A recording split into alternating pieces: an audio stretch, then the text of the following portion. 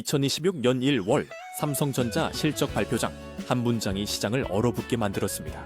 HBM4 한 분기부터 양산합니다. 이 발표가 나온 순간 SK하이닉스 주가가 흔들렸습니다. 왜 그랬을까요? 단순히 삼성이 새로운 메모리 반도체를 만든다는 이야기가 아니기 때문입니다. 여러분, 지금 이 순간에도 전 세계에서 벌어지고 있는 AI 전쟁, 그 전쟁의 가장 핵심 무기가 바로 HBM입니다. 고대역폭 메모리, 쉽게 말하면요, AI가 데이터를 얼마나 빨리 처리하느냐를 결정하는 초고속 메모리예요. 마치 고속도로가 한 차선에서 10차선으로 늘어난 것처럼 데이터가 동시에 왕창 이동할 수 있게 해주는 부품입니다. AI 성능이 좋으냐, 나쁘냐, HBM이 결정합니다. 챗GPT가 빠르게 대답하느냐, 느리게 대답하느냐, HBM이 좌우합니다. 이게 없으면 아무리 좋은 AI 칩을 만들어도 쓸모가 없어요. 근데 이 시장을 지금까지 누가 꽉 잡고 있었는지 아세요? SK하이닉스입니다. 2025년 기준으로 SK하이닉스는 HBM 시장에서 50%가 훌쩍 넘는 점유율을 차지하며 독주하고 있었어요. 엔비디아, 마이크로소프트 같은 빅테크 고객사들을 완전히 장악했죠. 이건 단순히 점유율 숫자가 아닙니다. 기술적 신뢰와 고객과의 관계라는 철옹성이에요.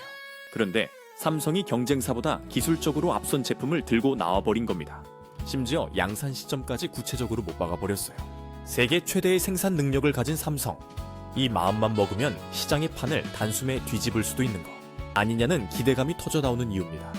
실제로 삼성은 올해 HBM 매출이 작년보다 3배 이상 늘어날 것이라고 자신하기도 했죠. 근데요, 시장의 반응은 마냥 뜨겁지만은 않습니다. 어떤 사람들은 고개를 가로젓고 있어요. 너무 늦은 거 아니야? SK하이닉스 따라잡기엔 격차가 너무 큰데? 자, 여기서 우리가 던져야 할 질문이 있습니다. 과연 삼성의 이번 승부수는 절대의 강자 SK하이닉스를 넘어 왕의 귀환을 알리는 화려한 신호탄이 될까요? 아니면 너무 늦어버린 추격자의 조급한 몸부림으로 끝날까요? 잠깐만요. 여기서 끝이 아닙니다. 삼성의 진짜 야망은 HBM 너머에 있거든요. 사실 HBM은 시작일 뿐입니다. 삼성이 정말로 그리는 그림, 그 속을 지금부터 파헤쳐 보겠습니다. 자, HBM 시장을 한번 들여다볼까요? 한마디로 만드는 사람이 왕인 시장입니다. AI 열풍에 너도 나도 HBM을 찾는데 이걸 제대로 만들 수 있는 기업은 전 세계 딱 3개. 그뿐이거든요. 삼성전자, SK하이닉스, 마이크론, 그게 답니다. 그러니 공급이 수요를 도저히 따라가지 못하는 완벽한 판매자 중심 시장이 형성된 거죠. 숫자를 보면 소름이 돋습니다. AI 인프라 투자가 폭발적으로 늘면서 일부에서는 2028년 HBM 시장 규모가 2024년 전체 DRAM 시장을 넘어설 것이라는 관측까지 나옵니다. DRAM 시장 전체요. 믿기 힘들지만 사실입니다. 이런 전쟁터에서 현재 압도적인 승기를 잡고 있는 건 바로 SK하이닉스입니다. SK하이닉스는 HBM3 시장에서 세계 1위 점유율을 기록하며 독보적 위치를 굳혔죠. 엔비디아의 최신 AI 칩에 HBM3를 독점 공급하다시피 하고 있어요. 마이크로소프트, AMD, 주요 빅테크 고객사들을 꽉 잡고 있습니다. SK하이닉스가 이렇게 철옹성을 쌓을 수 있었던 이유는 뭘까요? 첫째, 기술 선점입니다. HBM 시장을 처음 개척한 선두주자로서 쌓은 기술력과 노하우는 후발주자들이 단기간에 따라오기 어렵습니다. 힘든 격차를 만들었어요. 이건 경제학의 기본입니다. 선점 효과. 먼저, 시장을 장악한 자가 압도적으로 유리한 거죠.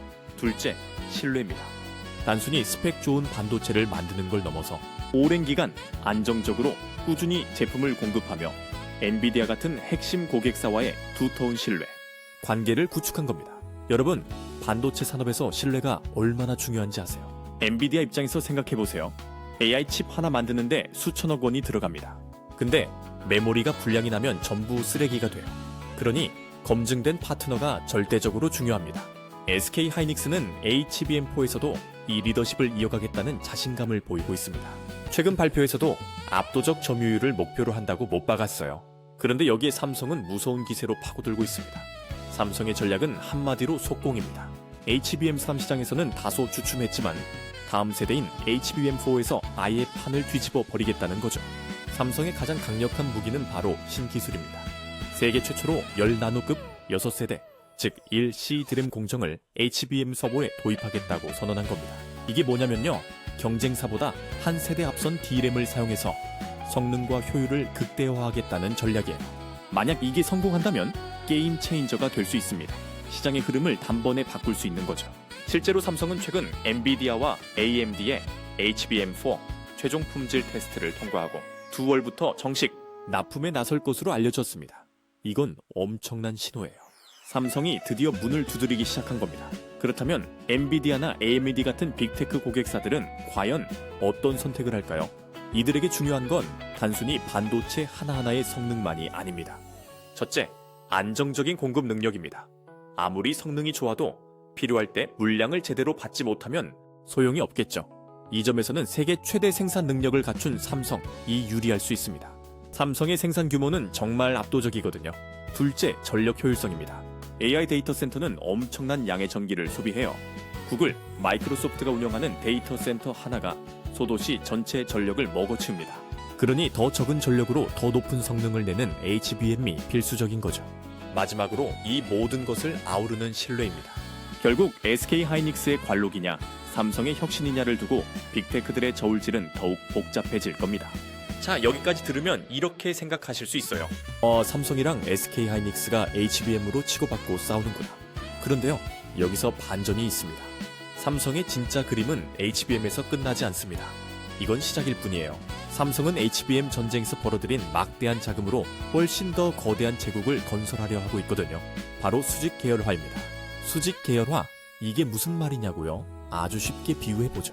최고의 스테이크를 만드는 레스토랑이 있다고 상상해보세요. 그런데 이 레스토랑은 단순히 고기를 사와서 굽기만 하는 게 아니라 최상급 소를 직접 키우는 목장까지 소유하고 있는 겁니다. 메모리 사업은 바로 이 목장에 해당합니다. AI 시대의 필수 재료인 HBM이라는 최상급 소를 키워서 막대한 현금을 벌어들이는 거죠. 실제로 숫자를 보면 입이 떡 벌어집니다. 2025년 4분기 삼성전자 반도체 부문이 벌어들인 영업이익은 무려 21조 4천억 원에 달합니다. 전체 영업이익 약 26조 원의 80% 이상을 혼자서 벌어들인 거예요.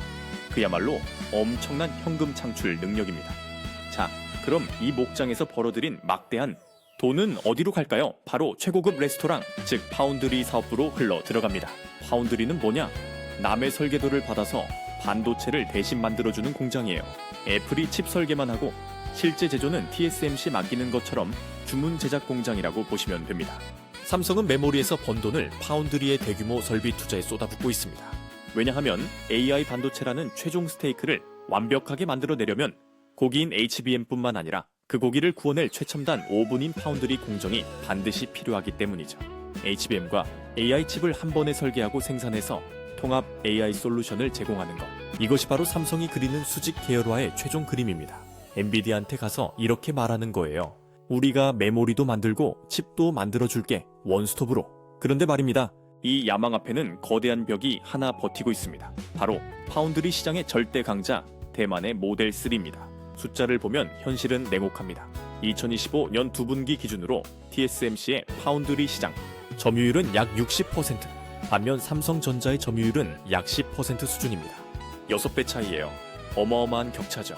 근데 단순히 점유율만의 문제가 아닙니다. 더 깊은 곳에는 수율, 즉 분량 없는 제품을 만들어내는 생산성의 격차가 존재합니다. 수율은 뭐냐? 공장에서 만든 제품 중에 분량 없이 제대로 나온 비율이에요. 한 개를 만들었는데 3개만 쓸 수 있으면 수율은 30%입니다. 반도체는 수율이 곧 돈이에요. 수율이 낮으면 아무리 많이 만들어도 손해예요. 업계에서는 TSMC의 최첨단 공정 수율을 70%에서 90% 수준으로 추정하는 반면 삼성은 아직 그에 미치지 못한다는 평가가 지배적입니다. 이게 왜 중요하냐? 애플, 엔비디아 같은 고객들이 삼성 대신 TSMC를 계속 선택하는 이유가 바로 이거거든요. 안정성이에요. 검증된 품질. 결국 삼성의 전략은 메모리라는 강력한 심장으로 돈을 파운드리라는 근육에 계속 쏟아부어서 언젠가는 TSMC를 뛰어넘겠다는 것입니다.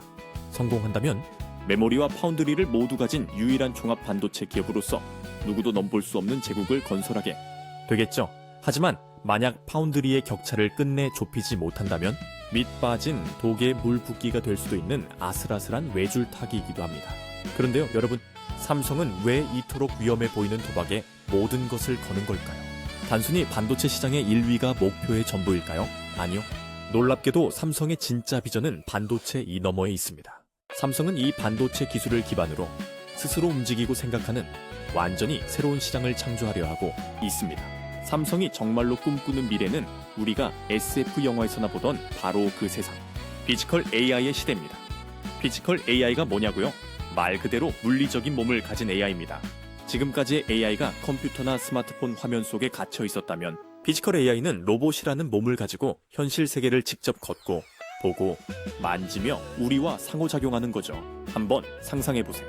여러분, 집에서 설거지하고 빨래 개고 노인을 돌보는 휴머노이드 로봇, 공장에서 사람처럼 정밀하게 제품을 조립하는 로봇. 이게 먼 미래 이야기가 아니에요. 지금 현실로 다가오고 있습니다. 삼성은 바로 이 피지컬 AI를 반도체를 이을 차세대 먹거리로 공식 선언했습니다. 실제로 삼성의 움직임은 매우 구체적이고 빠릅니다. 삼성전자는 로봇 전문 자회사인 레인보우 로보틱스의 지분을 꾸준히 늘려 2024년 12월 35%를 확보하며 최대 주주로 올라섰습니다. 최근에는 조직 개편을 통해 대표 직속 미래 로봇 추진단을 신설하며 휴머노이드 사업을 공식화했어요. 이건 단순히 우리도 로봇 사업 한번 해볼까? 수준의 접근이 아닙니다. 반도체에서 번 막대한 돈을 로봇이라는 미래 시장에 쏟아부어 누구도 넘볼 수 없는 새로운 제국을 건설하겠다는 명확한 선언인 셈입니다. 실제로 삼성전자는 로봇 사업에 이미 누적 3,500억 원 이상을 투자한 것으로 알려졌습니다. 어휴, 돈이 어마어마하죠. 하지만 여기서 아주 중요한 질문이 하나 나옵니다. 최고의 반도체 두뇌와 튼튼한 로봇의 몸을 만드는 것만으로 과연 충분할까요? 소프트웨어 경쟁력. 이 부분이 현재 한 기업이 마주한 가장 큰 숙제이자 기회입니다. 현재 로봇 OS 시장은 스마트폰 시장처럼 안드로이드나 iOS 같은 절대 강자가 아직 없는 초기 단계입니다. 이 시장을 누가 먼저 장악하느냐에 따라 미래 로봇 산업의 판도가 결정될 겁니다. 생각해보세요. 스마트폰 하드웨어는 삼성이 세계 최고로 만들잖아요? 근데 OS는 구글 안드로이드를 쓰죠. 그래서 수익의 상당 부분을 구글한테 빼앗기는 겁니다. 삼성은 로봇에서 이 실수를 반복하고 싶지 않은 거예요. 삼성 역시 이 중요성을 너무나 잘 알고 있습니다. 최근 인사에서 로봇 소프트웨어 기술 전문가를 임원으로 승진시키는 등 내부적인 역량 강화에 힘쓰고 있죠. 그렇다면 삼성은 이 소프트웨어라는 마지막 포즈를 어떻게 맞추게 될까요? 자체 개발에만 의존할까요? 아니면 시장을 뒤흔들 만한 거대한 M&A나 기술 제휴를 통해 단숨에 격차를 뛰어넘으려 할까요? 실제로 노태문 삼성전자 사장은 CES 2026에서 로봇을 포함한 4개 분야의 M&A를 강화하겠다고 직접 밝히기도 했습니다. 어느 날 갑자기 삼성이 로봇 소프트웨어 강자를 인수했다는 뉴스가 터질 수도 있다는 얘기예요. 삼성이 이 로봇 제국을 완성하는 순간 돈의 흐름은 완전히 새로운 방향으로 흐르기 시작할 겁니다. 그렇다면 이 거대한 변화 속에서 진짜 기회는 어디에 숨어 있을까요? HBM부터 로봇까지 이 새로운 제국의 탄생 과정에서 돈이 흐르는 길, 그 투자 지도를 지금부터 함께 펼쳐보겠습니다. 자, 솔직히 말씀드릴게요. 삼성전자나 SK하이닉스 같은 거대한 기업에 투자하는 것도 좋은 방법이지만 진짜 숨겨진 기회는 그 뒤에서 묵묵히 핵심 기술과 부품을 공급하는 기업들에게 있을 수 있습니다. 이걸 밸류체인 투자라고 하죠. 가치 사슬. 쉽게 말하면 삼성 이 HBM 만들려면 뭐가 필요한지, 로봇 만들려면 뭐가 필요한지를 따라가는 겁니다. 먼저 HBM의 세계부터 들여다보겠습니다. HBM은 그냥 뚝딱 만들어지는 게 아닙니다. 마치 하나의 거대한 오케스트라와 같죠. 첫 번째 연주자는 바로 소재와 부품 기업들입니다. 반도체의 기본 재료인 웨이퍼부터 시작해서 디램 칩을 수직으로 쌓을 때 필요한 특수 필름, 그리고 이들을 하나로 묶어주는 패키징 기판까지. 최고급 재료가 없다면 HBM이라는 명품은 탄생할 수 없습니다. 두 번째 연주자는 장비 기업입니다. 특히 HBM 공정에서는 D램 칩을 아주 정밀하게 쌓아 올리는 TC 본더라는 장비가 핵심적인 역할을 합니다. TC 본더는 뭐냐? 반도체 칩을 수직으로 쌓아 올릴 때 쓰는 초정밀 장비예요. 레고 블록을 머리카락 굵기만큼 정확하게 쌓아야 한다고 상상해 보세요. 그게 TC 본더의 역할입니다.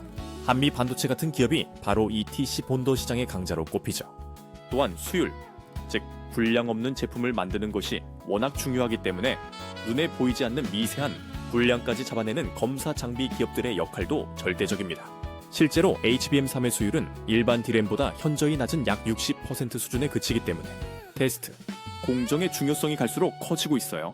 자, 이번에는 무대를 로봇 산업으로 옮겨볼까요? 로봇 역시 마찬가지입니다. 우리가 보는 휴머노이드 로봇의 화려한 움직임 뒤에는 수많은 핵심, 부품들이 숨어 있습니다. 여기서 돈의 흐름을 쫓는 가장 중요한 키워드는 바로 감속기와 서버입니다. 모터입니다. 감속기는 뭐냐? 로봇의 관절이 부드럽고 정밀하게 움직일 수 있도록 힘과 속도를 제어하는 부품이에요. 자동차 변속기처럼 로봇의 동작을 제어하는 장치입니다. 로봇 원가에서 차지하는 비중이 무려 40%에 달할 정도로 핵심적인 부품이죠. 과거에는 일본 기업들이 이 시장을 독점했지만 최근에는 국내 기업들이 국산화에 성공하며 주목받고 있습니다. 감속기가 관절이라면 서버모터는 근육에 해당합니다. 로봇의 각 부위에 정확한 힘을 전달하고 움직임을 만들어내는 초정밀 모터죠. 로봇의 움직임이 정교해질수록 더 작고 강력한 서버모터가 필요하기 때문에 이 분야의 기술력을 가진 기업들 역시 로봇 시대의 숨은 강자라고 할 수 있습니다. 어떠신가요? 이렇게 전체 산업 지도를 펼쳐놓고 보니 돈이 어디서 시작해서 어디로 흘러가는지 조금 더 명확하게 보이지 않으신가요? 단순히 최종 제품을 만드는 기업뿐만 아니라 그 제품의 생명을 불어넣을 소모임을 넣는 소재, 부품, 장비 기업들에게도 엄청난 기회가 숨어 있다는 사실입니다. 근데 말이죠. 이런 밸류체인 정보만으로 투자가 성공하는 것은 아닙니다. 실제로 정부 정책 발표 하나에 특정 부품 주가가 하루아침에 급등하는 현상 많이 보셨죠? 이걸 어떻게 이해해야 할까요? 여기에는 기업의 가치만으로는 설명할 수 없다. 없는 시장의 심리와 돈의 흐름을 움직이는 또 다른 공식이 숨어 있습니다. 과연 레인보우 로보틱스 같은 테마주는 어떻게 만들어지는 걸까요? 그 급등의 공식과 함정에 대해 지금부터 파헤쳐보겠습니다. 여러분, 정부가 특정 산업을 육성하겠다는 발표를 하면 관련 기업들 주가가 들썩이는 모습 많이 보셨죠? 그런데 한번 생각해보세요. 정부 발표 하나로 기업의 본질적인 가치, 즉 펀더멘털이 하루아침에 몇 배로 뛸 수 있는 걸까요? 당연히 아닙니다.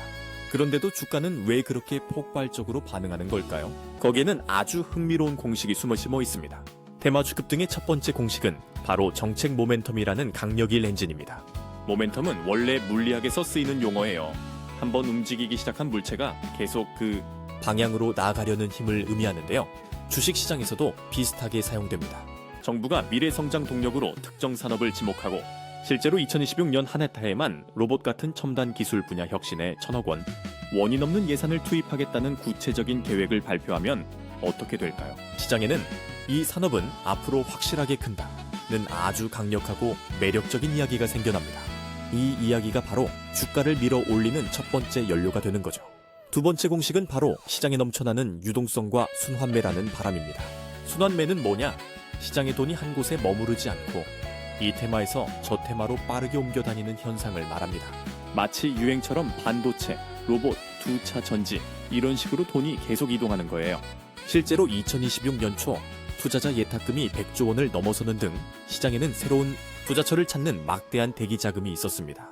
이 돈들이 HBM 같은 반도체 테마에서 한바탕 수익을 낸 뒤 정부 정책이라는 새로운 엔진을 단 로봇 테마로 순식간에 몰려드는 겁니다. 이 두 가지 공식이 만나 폭발적인 시너지를 낸 대표적인 사례가 바로 레인보우 로보틱스입니다. 물론 이 회사는 삼성전자가 최대 주주라는 든든한 배경과 협동 로봇 분야에서 인정받는 기술력이라는 펀더멘털을 갖추고 있습니다.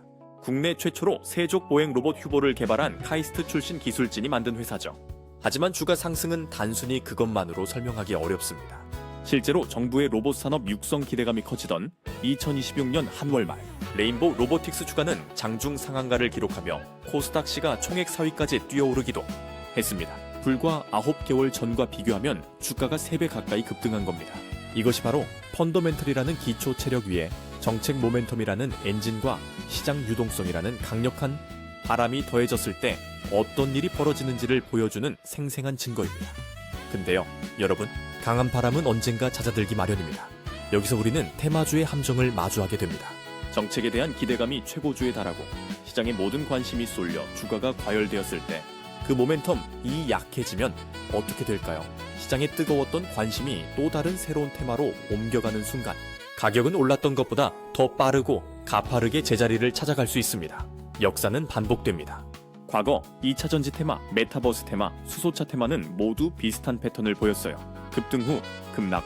실제로 많은 전문가들은 로봇주의 주가가 단기 급등했지만 실제 이익으로 증명되기까지는 시간이 필요하다고 경고합니다.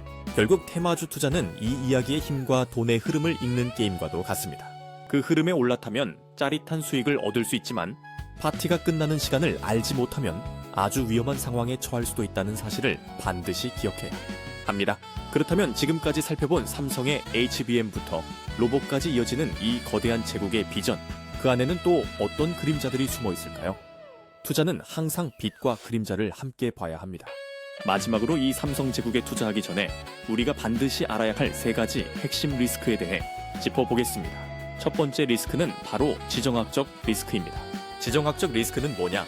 미국과 중국 갈등처럼 국가 간 정치, 경제적 긴장이 기업 실적에 미치는 위험을 말해요. 미중 기술 패권 경쟁이라는 거대한 파도는 삼성에게 피할 수 없는 현실입니다. 특히 삼성은 중국 시안에 핵심 낸드 플래시 생산 기지를 두고 있는데요. 미국의 대중국 반도체 장비 수출 통제는 항상 잠재적인 위협이 될 수밖에 없습니다. 물론 다행히 2026년까지는 장비 반입 허가를 받은 것으로 알려졌지만 언제든 상황이 바뀔 수 있다는 불확실성은 삼성의 글로벌 공급망 전체를 흔들 수 있는 아킬레스건입니다. 트럼프가 돌아온다면, 중국과 전면전을 벌인다면 삼성의 시안 공장은 어떻게 될까요? 이건 단순한 가정이 아니에요. 현실적인 위험입니다. 두 번째는 HBM 공급 과잉의 가능성입니다.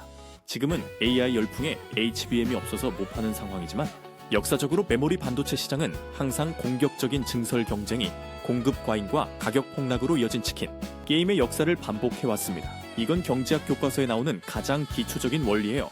공급이 수요를 초과하면 가격이 폭락합니다. 수요와 공급의 법칙.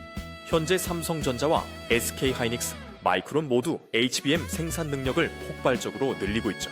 물론 일부에서는 HBM이 주문 생산 방식에 가까워 일반 D램과는 다르다고 분석하지만 AI 시장의 성장세가 예상보다 둔화될 경우 막대한 투자로 지은 공장들이 순식간에 부담으로 돌아올 수 있습니다.